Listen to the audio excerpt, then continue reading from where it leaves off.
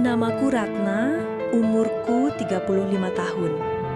Aku ingin bercerita tentang kehancuran rumah tanggaku yang sudah kubangun selama 12 tahun. Ini bukan cerita yang mudah untuk kuceritakan, tapi mungkin dengan berbagi aku bisa menemukan kedamaian. Atau setidaknya membuat kalian yang nonton ini lebih waspada dengan tanda-tanda yang dulu kuabaikan. Suamiku, Andra, adalah dosen di universitas swasta ternama di Jakarta. Tampan, karismatik, dan sangat dihormati. Kami punya 2 anak, Raka yang berumur 10 tahun dan Alia yang baru 7 tahun. Dari luar, keluarga kami terlihat sempurna. Tapi kesempurnaan itu hancur berkeping-keping ketika aku menemukan rahasia kelam yang dia sembunyikan selama hampir setahun. Semuanya bermula sekitar September tahun lalu. Andra mulai pulang lebih larut dari biasanya. Ada rapat fakultas, katanya. Harus bimbingan skripsi mahasiswa, alasannya di lain waktu. Aku percaya saja, kenapa tidak? Dia suamiku, ayah dari anak-anakku. Kami sudah bersama sejak kuliah, sudah melewati berbagai badai bersama. Tapi kemudian ada perubahan-perubahan kecil yang seharusnya membuatku curiga. Andra yang biasanya cuek dengan penampilan, tiba-tiba rajin ke gym. Parfumnya berganti dari yang murah ke brand mahal. Dia mulai memperhatikan cara berpakaiannya. Kemeja yang biasanya asal pakai, sekarang selalu disetrika rapi. Bahkan dia membeli beberapa set setelan jas baru yang katanya untuk meningkatkan image sebagai dosen. Kamu kenapa, Sindra? Kok tiba-tiba peduli banget sama penampilan? Tanyaku suatu malam sambil melipat gaju. Dia hanya tersenyum, mendekatiku dan mencium keningku. Aku kan harus terlihat profesional, sayang. Masa dosen terlihat kusut di depan mahasiswa? Bodohnya aku. Malah merasa senang. Kupikir suamiku ingin terlihat lebih baik untukku, untuk keluarga kami. Padahal, seandainya saat itu aku tahu. Ponselnya yang dulu bisa kutumpangi kapan saja untuk melihat foto anak-anak, sekarang selalu terkunci dengan password baru. Ketika kutanya, dia bilang, "Ini kebijakan kampus, sayang. Data mahasiswa harus dilindungi." Masuk akal, pikirku saat itu. Dia juga mulai sering lembur di kampus. Kadang sampai tengah malam.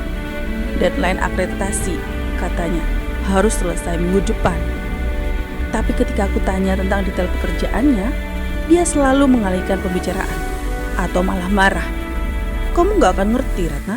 Ini urusan akademis yang rumit." Aku tersinggung, tapi kubiarkan.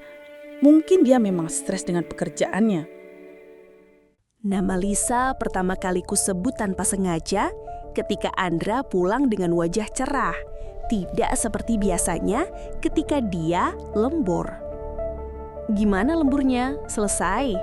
tanyaku sambil menyiapkan makan malam yang sudah dingin.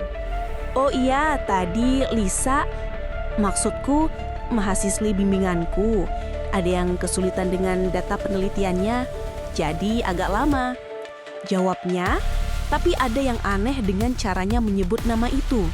Terlalu lembut, terlalu hati-hati. "Lisa, mahasiswi bimbingan yang mana? Yang skripsinya tentang psikologi konsumen, kamu gak kenal?" jawabnya cepat sambil masuk ke kamar mandi. Sejak itu, nama Lisa semakin sering muncul. Lisa yang rajin, Lisa yang pintar, Lisa yang penelitiannya menarik, Lisa yang potensial dapat cum laude. Lisa, Lisa, Lisa. "Dia pasti mahasiswi kesayanganmu ya?" godaku suatu hari, mencoba bercanda meski ada sesuatu yang mengganjal di hatiku. Andra tertawa, tapi tawanya terdengar dipaksakan. "Biasa aja. Dia memang rajin sih, jadi progresnya cepat." Aku mulai memperhatikan lebih detail. Setiap kali ponselnya berderin dan dia melihat layarnya, ada perubahan di wajahnya. Kadang senyum tipis yang coba dia sembunyikan. Kadang alisnya berkerut seperti khawatir. Dan selalu dia akan pergi ke ruangan lain untuk menjawab telepon itu. "Siapa, Andra?"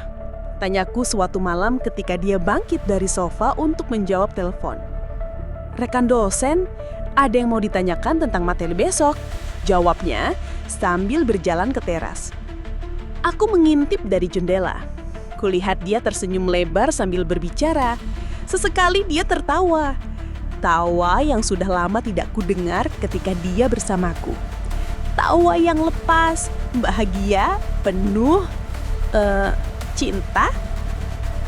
Malam itu aku tidak bisa tidur. Berbaring di samping Andra yang sudah mendengkur, pikiranku berkecamuk. Apa aku terlalu paranoid? Apa ini hanya perasaanku saja? Tapi naluri seorang istri tidak pernah salah. Ada yang tidak beres dan aku tahu itu.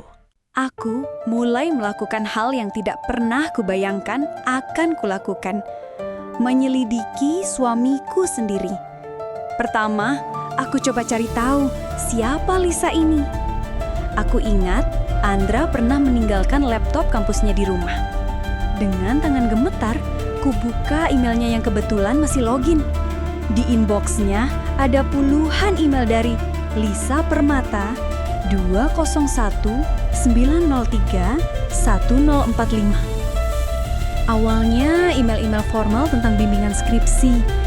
Tapi semakin ke bawah, semakin recent, nadanya berubah. "Pak Andra, terima kasih untuk malam ini. Saya tidak pernah merasa senyaman ini dengan siapapun. Pak, jangan lupa makan siang ya. Tadi pagi Bapak kelihatan lelah. Istirahat yang cukup ya, Pak." "Missing you." Maksud saya missing our discussion session, Pak." Dadaku sesak, tanganku gemetar hebat. Ini bukan interaksi normal antara dosen dan mahasiswa. Ada emoji hati, ada kata-kata yang terlalu personal. Kugulir lebih jauh, ada foto yang dikirim Lisa. Foto dirinya, cantik, muda, mungkin baru 21 atau 22 tahun. Rambut panjang bergelombang, senyum yang manis, dan cara berpakaian yang sopan tapi tetap menunjukkan lekuk tubuhnya. Di beberapa foto, dia sedang presentasi, tapi selalu ada Andra di background, memandangnya dengan cara yang, ya Tuhan, itu cara dia dulu memandangku. "Ratna, kamu ngapain?" Suara Andra membuatku terlonjak. Laptop hampir jatuh dari pangkuanku. Aku mau browsing resep masakan. Laptopku mati jadi pinjam punyamu." Bohongku dengan suara bergetar. Dia mendekat, mengambil laptop dari tanganku dengan gerakan cepat. "Lain kali bilang dulu, ini ada data confidential mahasiswa." Malam itu, kami tidur dengan jarak yang terasa seperti jurang. Setelah menemukan email-email itu, aku tidak bisa diam saja. Tapi aku juga tidak punya bukti kuat. Email-email mesra saja tidak cukup untuk menuduh perselingkuhan. Aku butuh lebih. Kesempatan datang ketika Andra bilang ada seminar di Bandung selama 2 hari. Dia berangkat Jumat pagi katanya. Tapi ketika aku cek ke website kampusnya, tidak ada informasi tentang seminar apapun di Bandung. Aku memutuskan untuk mengikutinya. Kutitipkan anak-anak ke ibuku dengan alasan ada urusan mendadak. Jumat pagi, aku pura-pura mengancam Andra ke stasiun. "Hati-hati ya sayang, kabarin kalau udah sampai," kataku, berusaha terdengar normal.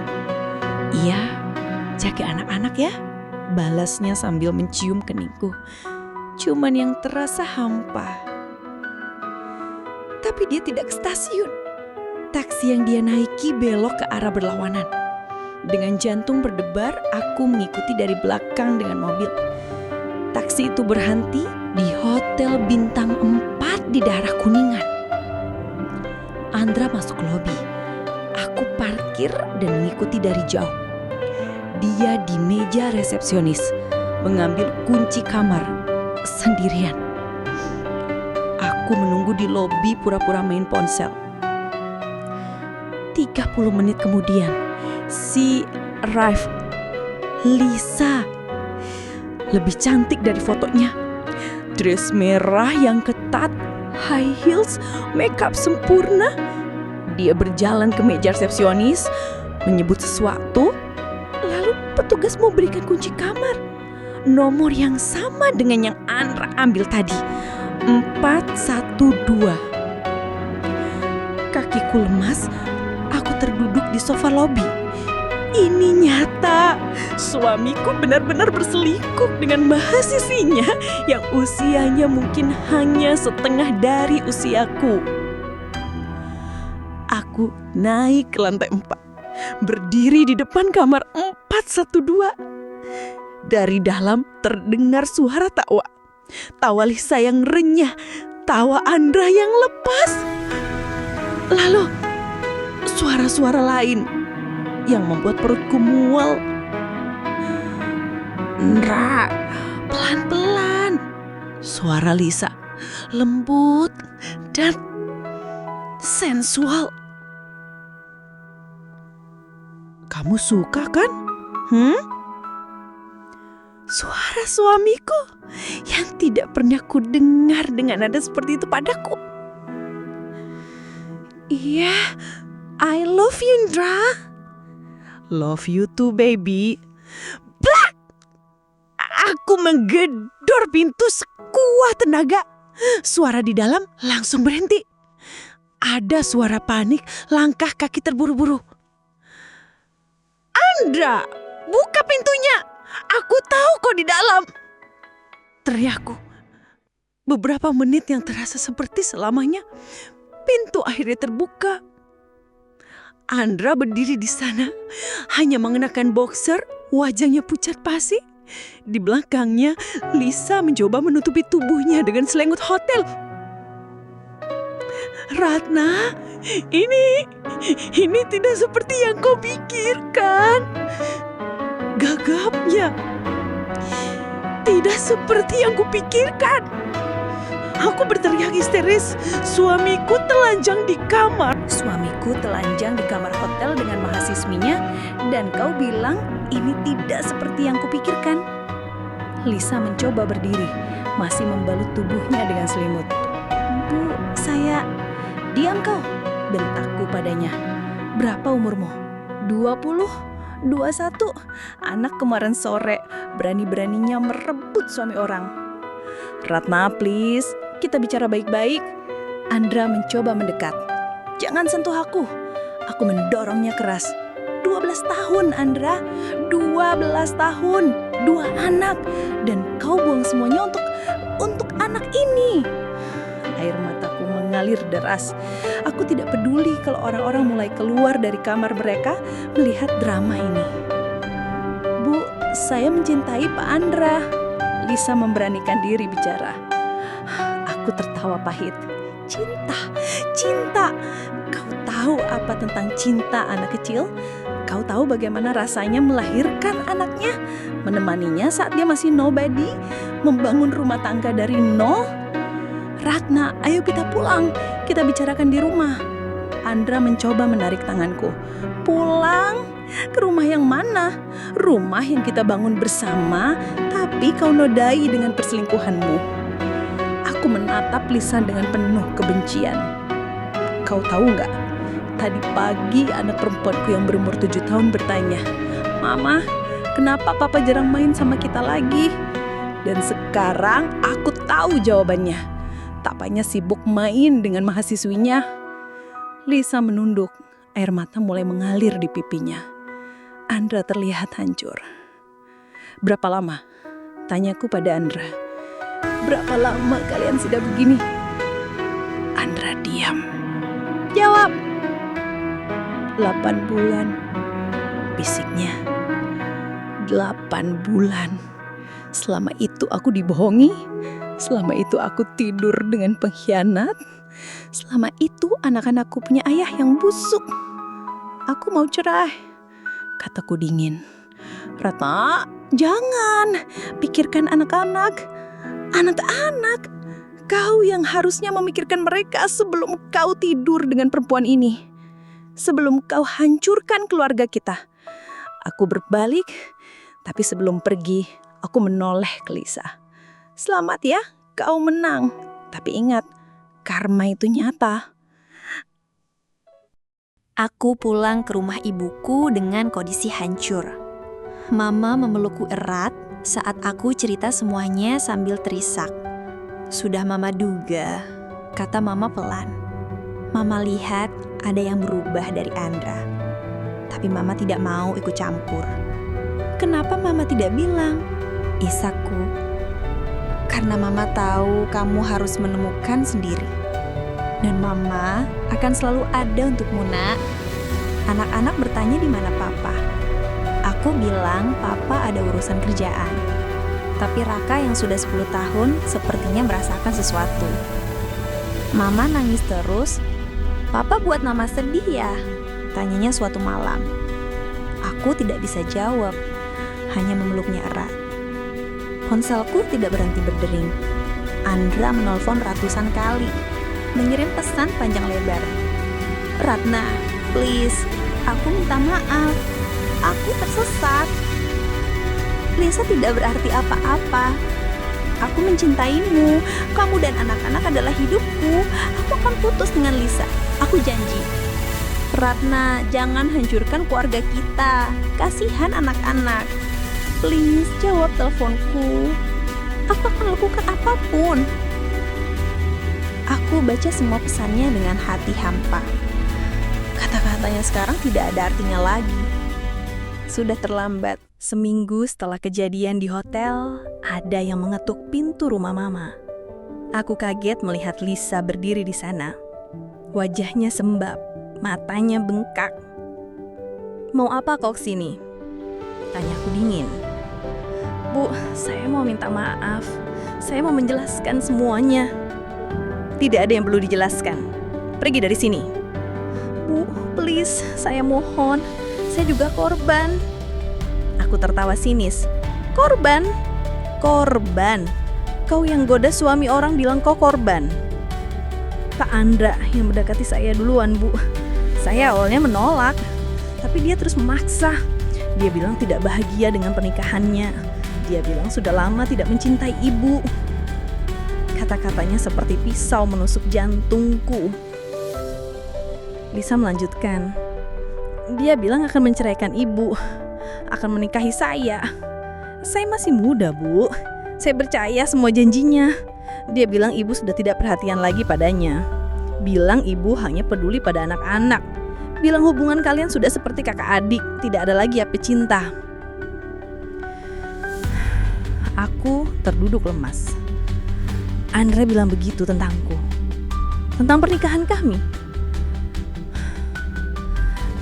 Dia sering bawa saya ke apartemen.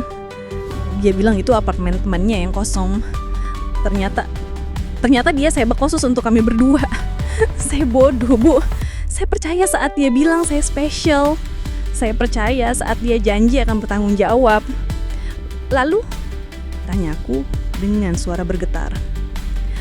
Saya hamil, Bu. Duniaku runtuh. Benda-benda hancur berkeping-keping. Saya hamil 2 bulan. Dan ketika saya beritahu Pak Andra, Lisa terisak hebat. Dia minta saya aborsi. Dia bilang ini kesalahan. Dia tidak mau kehilangan keluarganya. Dia berubah total, Bu. Bukan lagi Pak Andra yang lembut dan perhatian. Dia kasar. Dia bilang saya yang goda dia. Bilang saya harus tanggung jawab sendiri. Aku menatap perempuan muda di hadapanku. Tiba-tiba aku tidak melihat perusak rumah tangga. Aku melihat korban dari kebejatan suamiku. Umurmu berapa, Lisa? 21 tahun, Bu. 21 tahun. Masih sangat muda. Dimanipulasi oleh laki-laki yang harusnya jadi pembimbingnya. Saya tidak tahu harus bagaimana, Bu. Orang tua saya di kampung, mereka akan bunuh saya kalau tahu. Saya minta maaf, Bu. Maafkan saya. Lisa bersimpuh di hadapanku, menangis histeris. Dan tak kenapa, aku ikut menangis. Kami berdua menangis. Dua perempuan yang dikhianati oleh laki-laki yang sama. Malam itu, aku putuskan untuk pulang ke rumah. Aku perlu ambil barang-barang penting dan dokumen-dokumen. Andra tidak ada di rumah, katanya ada kelas malam. Aku masuk ke ruang kerjanya, mencari-cari dokumen yang kubutuh untuk proses perceraian. Dan di laci paling bawah mejanya, aku menemukan sesuatu yang membuat darahku mendidih. Foto-foto. Bukan hanya foto Lisa, ada foto perempuan-perempuan lain, mahasiswi-mahasiswi lain, beberapa foto intim, ada nama dan angkatan di belakang setiap foto. Dinda 2017, Sarah 2018, Mira 2019, Putri 2020, Lisa 2021. Ya Tuhan, Lisa bukan yang pertama. Sudah bertahun-tahun Andra melakukan ini. Predator. Suamiku adalah predator yang memanfaatkan posisinya. Ada juga flash disk. Dengan tangan gemetar, ku colok laptop. Isinya video. Video-video yang tidak seharusnya ada. Video dia dengan mahasiswi-mahasiswinya. Mereka tidak tahu direkam. Ini ilegal. Ini kriminal. Aku muntah. Benar-benar muntah di tempat sampah. Siapa laki-laki yang kunikahi? Monster apa yang sudah tidur di sampingku selama 12 tahun? Ponselku berdering. Andra. Ratna? Kamu di rumah? Mobilmu ada di garasi? Iya, ambil barang. Jawabku dingin. Aku pulang sekarang, kita perlu bicara. Tidak perlu, aku sudah lihat semuanya, Andra. Semuanya. Hani, apa maksudmu? Foto-foto di lacimu, video-video di flash disk. Kau sakit, Andra, kau monster. Ratna, itu masa lalu. Masa lalu. Ada video bertanggal bulan lalu dengan Lisa dan perempuan lain yang tidak aku kenal. Jangan lakukan apapun dengan pamflet itu, Ratna, please. Kenapa? Takut karyamu hancur? Takut masuk penjara? Ratna, pikirkan nama baik keluarga. Anak-anak. Jangan bawa-bawa anak-anak. Kau yang harusnya pikirkan mereka sebelum kau jadi predator seksual. Aku tutup telepon. Copy semua file ke flash diskku sendiri. Ini bukti untuk perceraian. Dan mungkin untuk polisi. Andra pulang dengan wajah panik. Dia langsung masuk ke ruang kerjanya, melihat laci yang terbuka. Ratna, kembalikan file-file itu. Tidak, itu milikku. Itu privasi. Aku tertawa getir. Privasi. Merekam perempuan tanpa konsen itu privasi. Kau tidak mengerti. Mereka semua menggodaku duluan. Mereka yang menawarkan diri. Mereka mahasiswimu, Andra. Ada power imbalance. Kau manfaatkan posisimu. Andra mendekat. Wajahnya mengeras. Berikan file-file itu, Ratna, atau kau akan menyesal. Kau mengancamku. Aku hanya bilang, think carefully. Kalau ini keluar, bukan cuma aku yang hancur. Nama baik keluarga kita, masa depan anak-anak. Yang kau pikirkan cuma dirimu sendiri. Andra mencengkram tanganku keras. Mana flash disknya? Lepaskan! Aku mendorongnya. Dia tersandung, kepalanya membentur meja. Darah mengalir dari pelipisnya. Kau berani mukulku? Desis Andra. Aku tidak memukulmu, kau yang tersandung. Andra menyeka darah di pelipisnya. Matanya merah karena amarah. Kau akan menyesal, Ratna. Aku akan ambil hak asuh anak-anak. Kau tidak punya penghasilan. Aku Aku yang punya segalanya. Kau pikir anak-anak akan mau tinggal dengan predator? Mereka tidak akan tahu. Dan kalaupun kau cerita, siapa yang percaya? Aku dosen terhormat. Kau cuma ibu rumah tangga yang cemburu buta. Kata-katanya menamparku. Benar, aku memang cuma ibu rumah tangga. Tidak punya penghasilan sendiri. Tidak punya power. Lisa hamil. Kataku tiba-tiba. Andra membeku. Dia datang tadi, hamil 2 bulan, anakmu. Dia bohong, itu bukan anakku. DNA tes akan buktikan. Dia harus aborsi, aku akan paksa. Dia monster. Aku tidak percaya, aku pernah mencintaimu. Ponsel Anda berdering, nama Lisa di layar. Dia mengangkik dengan panik. Lisa? Apa? Jangan lakukan itu, Lisa! Lisa! Andra berlari keluar rumah.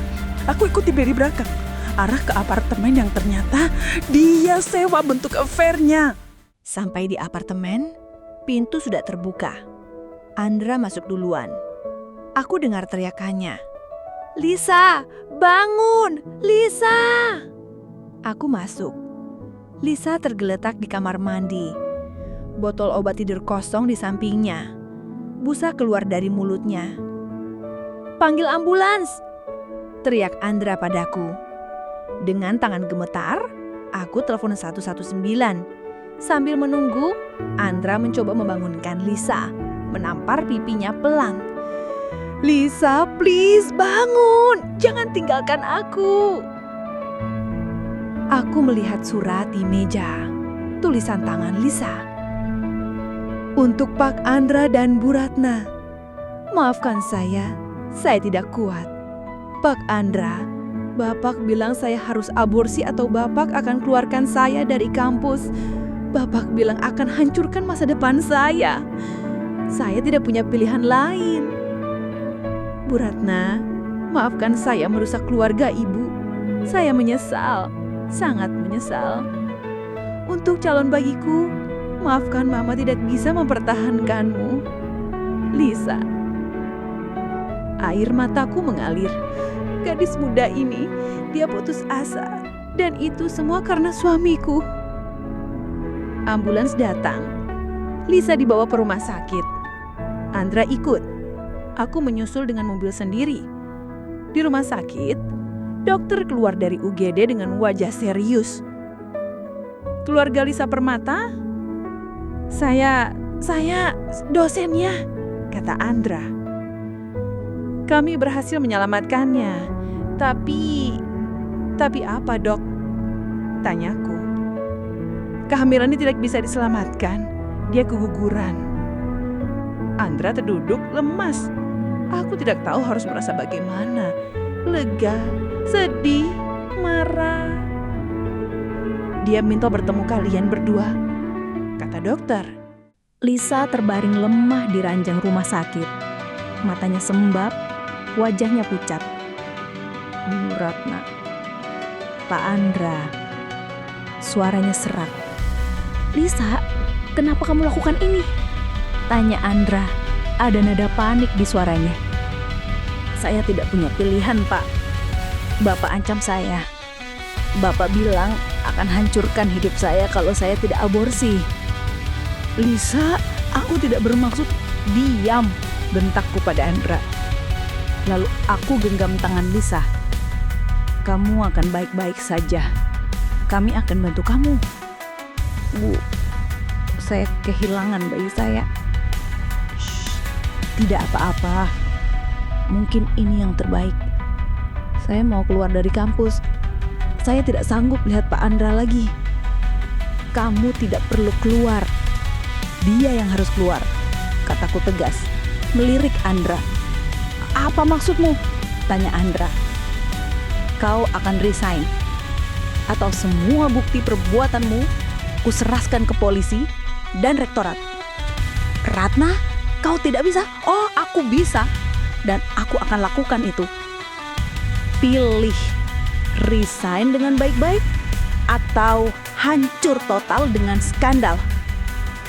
Lisa memandang kami dengan mata kosong. Saya cuma mau lupakan semuanya. Saya mau pulang ke kampung.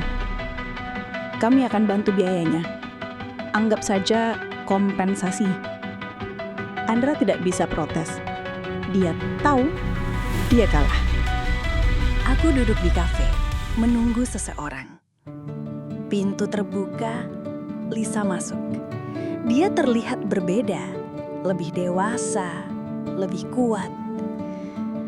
Bu Ratna, sapanya dengan senyum. Lisa, gimana kabarmu? Baik, Bu. Saya sudah lulus, dapat kerja di perusahaan multinasional. Wah, selamat.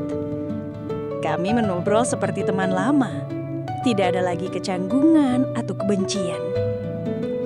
Bu, saya mau minta maaf sekali lagi. Sudahlah, itu masa lalu.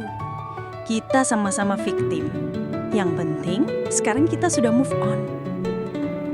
Pak Andra? Ku dengar dia menikah lagi dengan janda muda. Lisa tertawa pahit. Poor woman. Karma will catch up eventually. Bu Ratna sendiri, ada yang baru?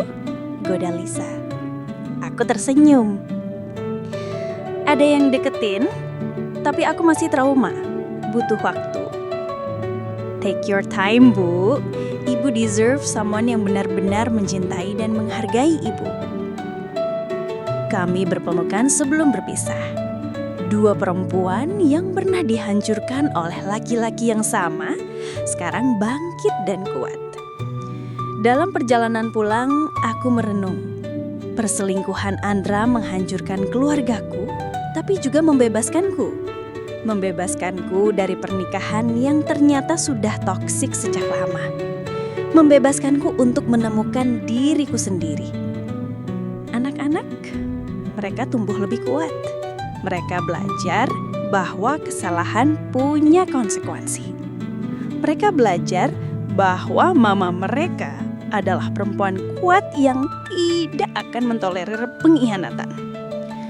Dan Andra, well, leopard never changes its spots. Kudengar dari teman, dia mulai dekat dengan pegawai muda di kantornya yang baru. Some people never learn. Tapi itu bukan urusanku lagi. Aku sudah bebas dan untuk pertama kalinya dalam hidup, aku benar-benar bahagia. 6 bulan berlalu, aku mulai membangun hidupku kembali. Dengan settlement dari perceraian, aku buka usaha kecil, toko kue online. Ternyata aku punya bakat yang selama ini terpendam karena sibuk mengurus suami. Lisa, dia pulang ke kampungnya di Jawa Tengah. Terakhir ku dengar, dia melanjutkan kuliah di universitas lokal. Kami sesekali bertukar pesan. Aneh memang, tetap berhubungan dengan perempuan yang merusak pernikahanku. Tapi aku sadar, dia juga korban. Kita sama-sama korban dari monster bernama Andra. Andra, dia pindah ke kota lain, dapat pekerjaan di perusahaan swasta. Tidak bisa mengajar lagi. Background check menunjukkan catatan buruknya. Dia kirim uang untuk anak-anak tiap bulan, tapi jarang ketemu mereka. Anak-anak juga tidak terlalu ingin bertemu. Suatu hari, aku dapat telepon dari nomor tidak dikenal. Bu Ratna, saya Dewi, mahasiswi kampus X. Saya dengar tentang kasus ibu dengan Pak Andra. Saya juga korbannya. Tahun 2018, hatiku mencelos. Ada yang bisa ku bantu? Saya mau berterima kasih. Karena ibu berani, akhirnya kami semua bisa speak up. Pak Andra tidak bisa sakiti mahasiswi lagi. Air mataku mengalir. Ternyata keberanianku memberi keberanian untuk yang lain. Aku duduk di kafe, menunggu seseorang. Pintu terbuka, Lisa masuk. Dia terlihat berbeda, lebih dewasa, lebih kuat. Bu Ratna, sapanya dengan senyum. Lisa, gimana kabarmu? Baik, Bu. Saya sudah lulus, dapat kerja di perusahaan multinasional. Wah, selamat. Kami mengobrol seperti teman lama. Tidak ada lagi kecanggungan atau kebencian. Bu, saya mau minta maaf sekali lagi. Sudahlah, itu masa lalu. Kita sama-sama victim. Yang penting, sekarang kita sudah move on. Pak Andra, ku dengar dia menikah lagi dengan janda muda. Lisa tertawa pahit. Poor woman. Karma will catch up eventually. Bu Ratna sendiri, ada yang baru? Goda Lisa. Aku tersenyum. Ada yang deketin, tapi aku masih trauma. Butuh waktu. Take your time, Bu. Ibu deserve someone yang benar-benar mencintai dan menghargai ibu. Kami berpelukan sebelum berpisah. Dua perempuan yang pernah dihancurkan oleh laki-laki yang sama, sekarang bangkit dan kuat. Dalam perjalanan pulang, aku merenung. Perselingkuhan Andra menghancurkan keluargaku, tapi juga membebaskanku. Membebaskanku dari pernikahan yang ternyata sudah toksik sejak lama. Membebaskanku untuk menemukan diriku sendiri. Anak-anak, mereka tumbuh lebih kuat. Mereka belajar bahwa kesalahan punya konsekuensi. Mereka belajar bahwa mama mereka adalah perempuan kuat yang tidak akan mentolerir pengkhianatan. Dan Andra, well, leopard never changes its spots. Kudengar dari teman, dia mulai dekat dengan pegawai muda di kantornya yang baru. Some people never learn. Tapi itu bukan urusanku lagi. Aku sudah bebas dan untuk pertama kalinya dalam hidup, aku benar-benar bahagia.